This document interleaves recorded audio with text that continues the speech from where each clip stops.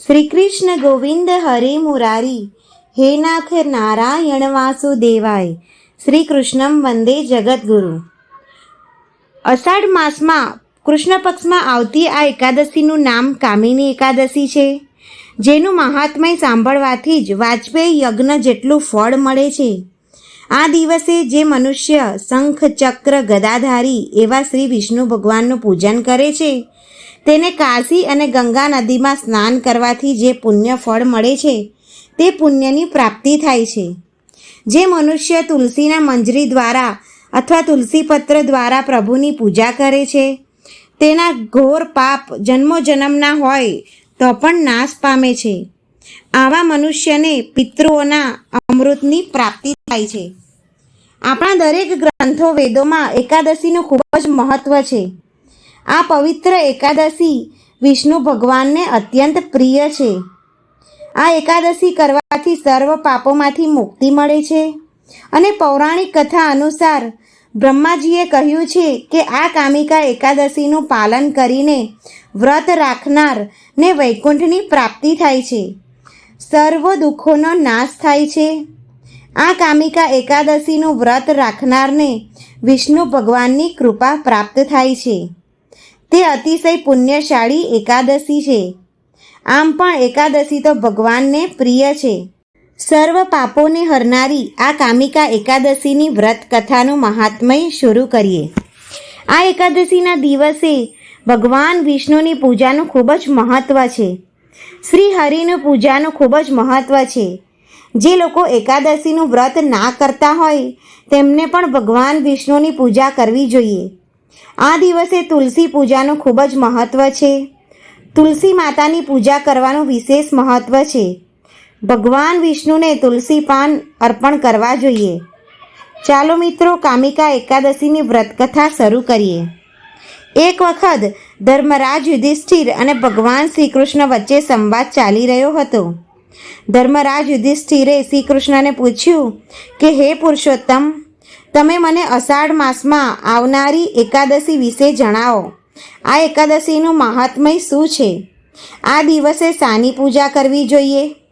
શ્રી કૃષ્ણએ મંદ મંદ હસતા જવાબ આપ્યો કે હે ધર્મરાજ, આ પ્રશ્ન એકવાર નારદ મુનિએ બ્રહ્માજીને પૂછ્યો હતો અને બ્રહ્માજીએ જે વર્ણન કર્યું હતું તે વિસ્તારથી હું તમારી સમક્ષ રજૂ કરું છું, તો સાંભળ.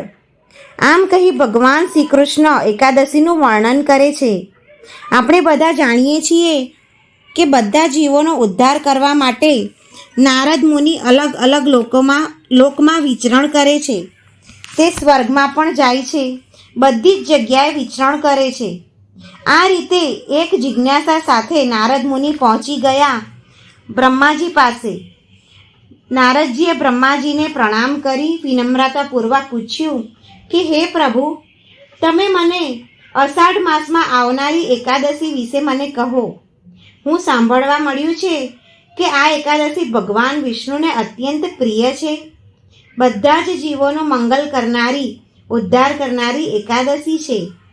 નારદ મુનિનો પ્રશ્ન સાંભળી બ્રહ્માજી બોલ્યા કે હા પુત્ર, અષાઢ માસની વદ પક્ષમાં આવનારી કામિકા એકાદશી એટલી બધી શ્રેષ્ઠ છે કે આને સાંભળવા માત્રથી અશ્વમેઘ યજ્ઞ જેટલું ફળ પ્રાપ્ત થાય છે.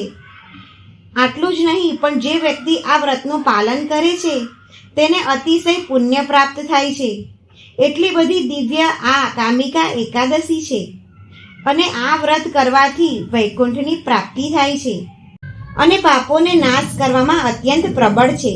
આટલું કહી બ્રહ્માજીએ વિશેષ કથા કહેવાનું પ્રારંભ કર્યો. આ એકાદશી જૂની વ્રત કથા સંભળાવે છે. બ્રહ્માજી બોલ્યા કે આ એકાદશીના દિવસે જે વ્યક્તિ એક તુલસી પાન સાથે ભગવાન વિષ્ણુની પૂજા કરે છે તેને સોનું ચાંદી દાન કરવા જેટલું પુણ્ય ફળ મળે છે.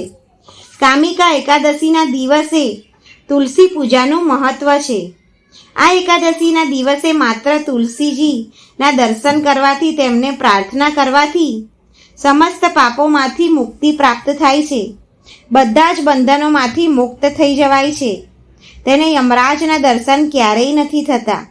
જે વ્યક્તિ ભગવાન વિષ્ણુને તુલસી મંજરી અર્પિત કરે છે તે તેના પૂર્વ અને વર્તમાનમાં બધા જ પાપોમાંથી મુક્તિ મેળવી લે છે.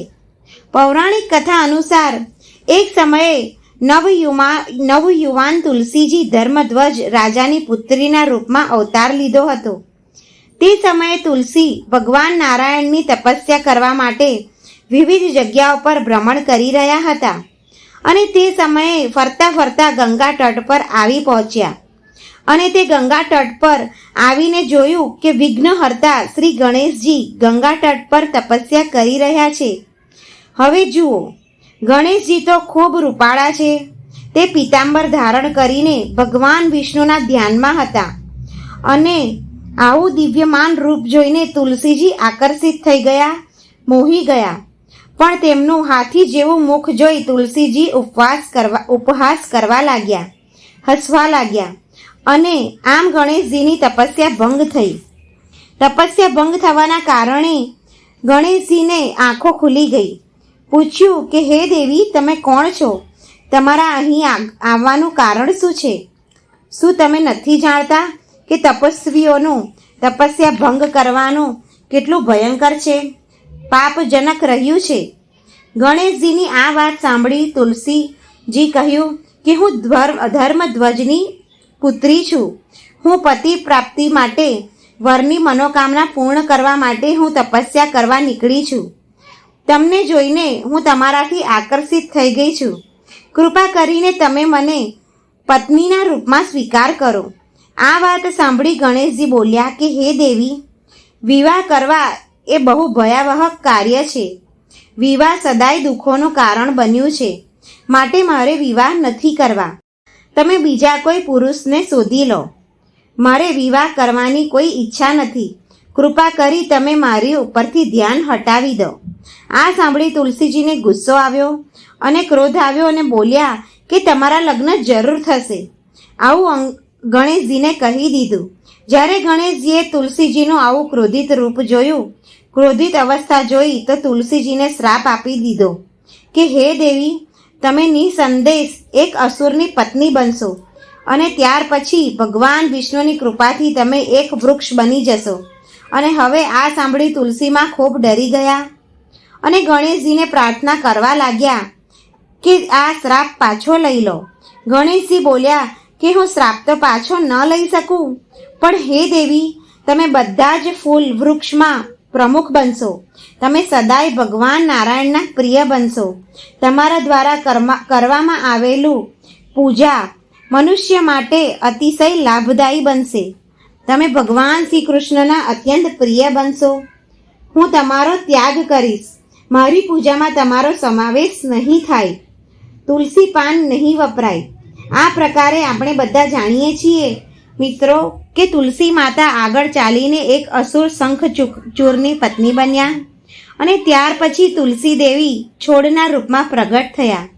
આ કામિકા એકાદશીની બીજી પૌરાણિક કથા પણ છે. તે આ પ્રમાણે છે.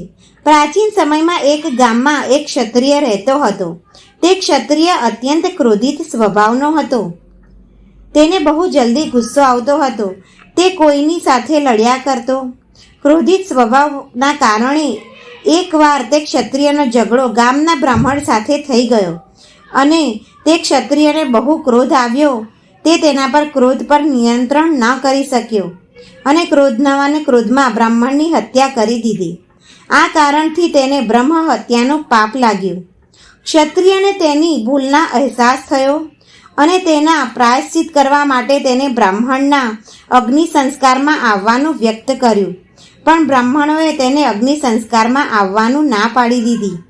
બ્રાહ્મણોએ ક્ષત્રિયને કહ્યું કે તું બ્રાહ્મણની હત્યાનો દોષી છે, માટે તારો સામાજિક કાર્યથી બહિષ્કાર કર્યો છે. આ બધા કારણોથી પરેશાન થઈને ક્ષત્રિયએ બ્રાહ્મણોને પૂછ્યું કે કોઈ એવો ઉપાય બતાવો કે હું આ દોષથી મુક્ત થઈ શકું. ત્યારે બ્રાહ્મણોએ ક્ષત્રિયને કામિકા એકાદશીનું વ્રત વિશે જણાવ્યું. તે ક્ષત્રિયએ કામિકા એકાદશીનું વ્રત રાખ્યું અને કથા સાંભળી. વિધિ વિધાનથી તેનું પાલન કર્યું. એક દિવસ ક્ષત્રિયને સપનામાં ભગવાન શ્રી હરિ વિષ્ણુના દર્શન થયા. ભગવાન વિષ્ણુ તે ક્ષત્રિયને કહ્યું, તને સર્વ પાપોથી મુક્તિ મળી ગઈ છે. તને બ્રાહ્મણના હત્યાનું ક્ષમાદાન મળ્યું છે. ક્ષત્રિય ગણો પ્રસન્ન થઈ ગયો અને ભગવાન વિષ્ણુને પ્રણામ કરી ધન્યવાદ કર્યું. આ ઘટના બાદ કામિકા એકાદશીનું વ્રત રાખવામાં આવે છે. તે સર્વ પાપોને હરનારી અને ભગવાન વિષ્ણુને અત્યંત પ્રિય એકાદશી છે. હે ભગવાન, તમે આ ક્ષત્રિયના પાપોનો જેવી રીતે નાશ કર્યો, તેને બુદ્ધિ આપી, એવી રીતે કામિકા એકાદશી વ્રત કરનાર, સાંભળનાર, સંભળાવનારના બધા પાપો મુક્ત કરજો. કામિકા એકાદશીમાં સૌથી વિશેષ વસ્તુ છે તુલસીજીની પૂજાની. ભગવાન શ્રી વિષ્ણુને તુલસી અને નવ અંકુરિત માંજર અર્પિત કરવા એકાદશીના દિવસે ભગવાન વિષ્ણુની પૂજા કરી તુલસી માતાની પૂજા અર્ચના કરવી. તુલસીમાં સામે દીવો કરવો, જળ અર્પિત કરવું, તુલસી માતાની પ્રદક્ષિણા કરવી. એકાદશીના દિવસે અન્ન ગ્રહણ ન કરવું. તમારી ક્ષમતા અનુસાર વ્રતના નિયમોનું પાલન કરવું જોઈએ, પારણા કરવા જોઈએ અને યથાશક્તિ દાન પુણ્ય કરવું જોઈએ. અત્યંત લાભદાયક, અત્યંત શુભકારી કામિકા એકાદશીનું વ્રત જરૂર કરવું જોઈએ. તો મિત્રો, તમને આ વિડીયો પસંદ આવ્યો હોય તો લાઈક કરજો, શેર કરજો અને ચેનલને સબસ્ક્રાઈબ જરૂર કરજો. જય શ્રી કૃષ્ણ.